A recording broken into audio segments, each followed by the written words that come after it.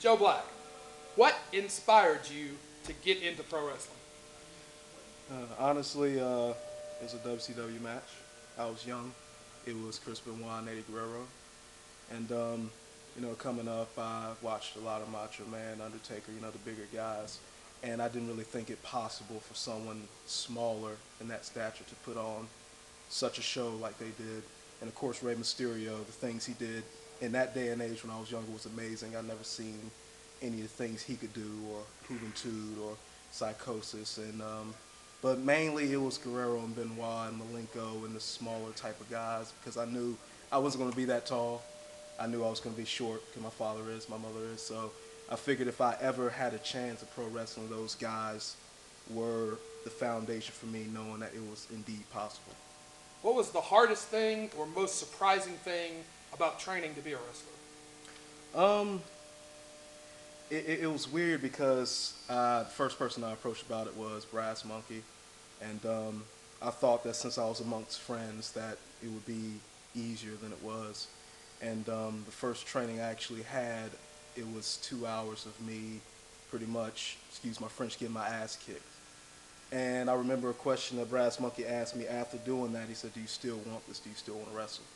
And when I told him yes, then he said, "Okay, now the training can commence," which threw me for a loop because I actually thought I was coming for my first training session, and I actually came and got my ass kicked for 2 hours.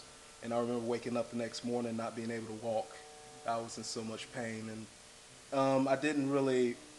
I seen Eric train at that point for almost 2 years, so I knew the pain that it put on a person, but I didn't really think that I could actually make it through the whole training process. I didn't really have that confidence, and I actually have to thank a lot of people for instilling in me that I could do it. But when I first seen, it was actually when Ben Tyler started training and I saw how quickly he picked everything up and the things he could do, that actually inspired me because I wanted to be better than him. So he was my motivation to say, okay, Ben can do this, and I'm going to do this better. So I guess, regrettably as I can say, I guess I have to thank Ben for a little bit of the drive that I did have when I started training. Where did the black cloud come from? That whole mindset and that whole mystique. Where did that come from? Honestly, the black cloud is the concept of, the little black cloud follows people around through, kind of ruin. It's kind of like an omen. And I wanted to be the guy who I didn't want to really put a lot out there about myself, the whole mystery and the whole mystique. Like I said, I came up watching guys like Taker who, the less I knew about him, it put him in like godlike status for me because I really did think that he was this mythical, dead guy that could withstand anything.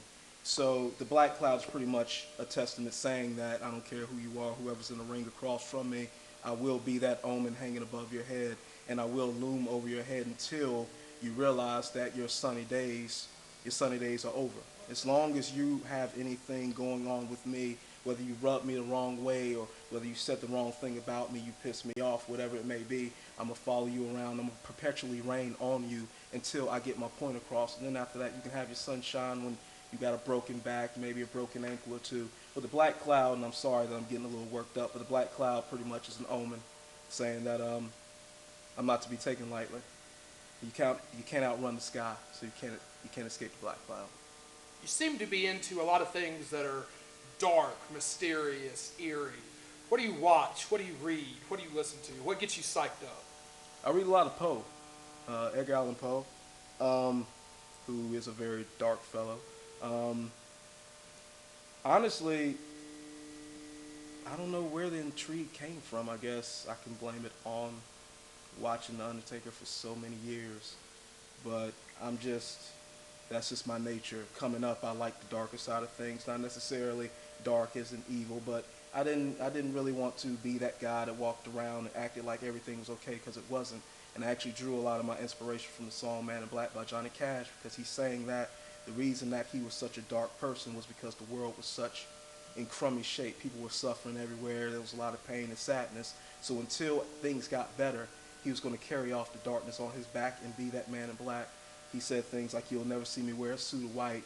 So hearing that song just kind of put things in perspective for me that, as long as, life was the way it was and I had a hard life coming up, I just wanted people to see that, this is who I am.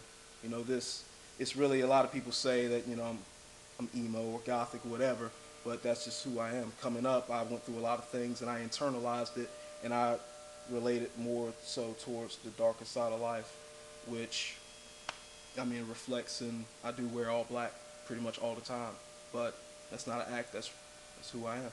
And Who's your favorite dark, eerie, what have you, real life figure from history? I would have to say Johnny Cash and Poe, because Cash had a troubled and tumultuous life, battling drugs, battling his own personal demons, same as Poe. And instead of them covering it up and saying, hey, everything is cool, woe is me, that was the attitude. They figured if I'm living this tumultuous of a life, I'm gonna let people know. So those two guys, and Johnny Cash is the coolest guy ever to me, personally, because he said what he said and he did what he said. He lived his words.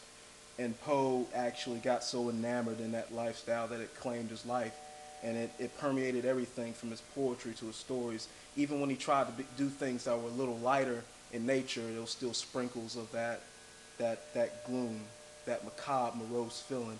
So those two definitely.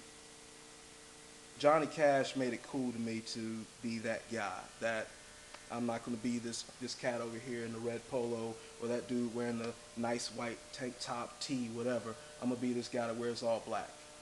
Those two dudes they're the coolest guys to me, ever.